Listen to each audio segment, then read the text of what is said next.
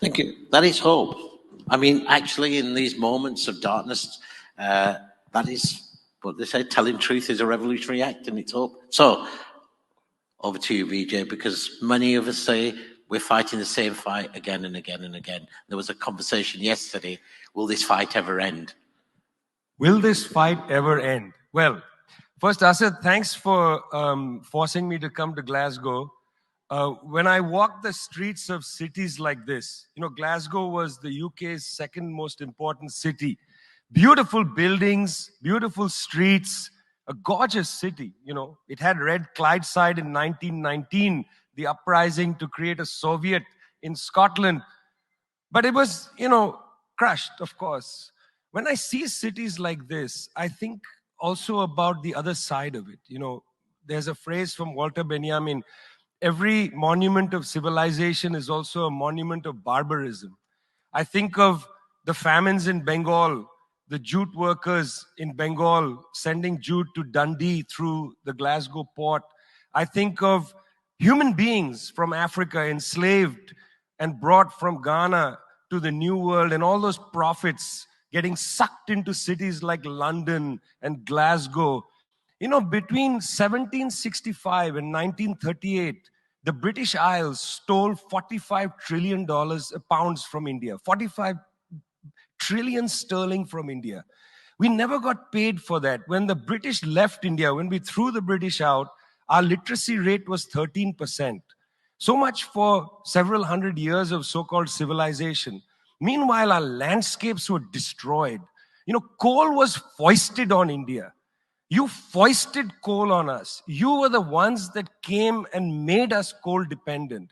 And then you left, and now you dare to condescend to us. When I listen to Boris Johnson, when I listen to people like Joe Biden, when I listen even more to Emmanuel Macron, all I can think of is how condescending you are.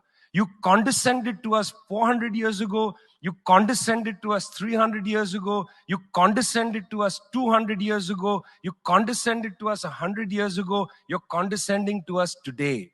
You only know condescension because for you, colonialism isn't something that happened in the past and we defeated you. It's not that.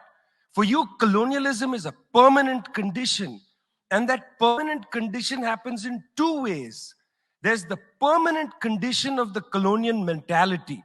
You want to lecture us. You want to tell us that we are responsible for all the problems because you'll never accept that you're the one principally to blame. You signed the Rio Formula in 1992 on common and differentiated responsibilities.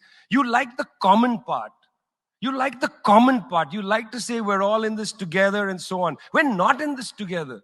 The United States, 4-5% of the world's population, still uses 25% of the world's resources. You outsource production to China, and then you say China is the carbon polluter. China's producing your buckets. China's producing your nuts and bolts. China's producing your phones. Try to produce it in your own countries and see your carbon emissions rise. You love lecturing us because you have a colonial mentality.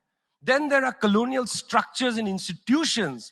You lend us money, and every time you lend us money, which is our money, every time the International Monetary Fund comes to our societies and they tell us, here's the money we are giving you. No, it's our money. You give us our money back as debt, and then you lecture us about how we should live.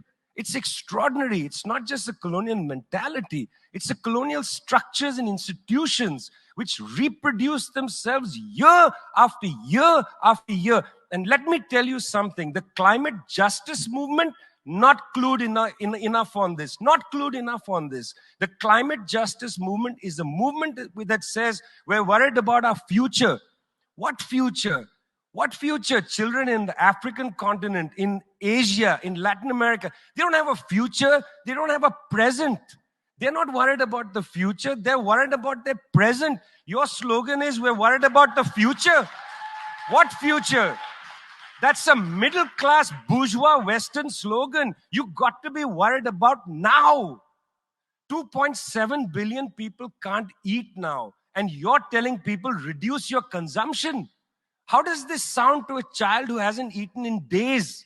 You got to clue into this, guys. You got to clue into this. Otherwise, this movement will have no legs in the third world. No legs. Later, I'd like to tell you about the International People's Assembly, a network of 200 political organizations that we're setting up, rooted in the global south. We want to tell you what our issues are, but are you willing to listen?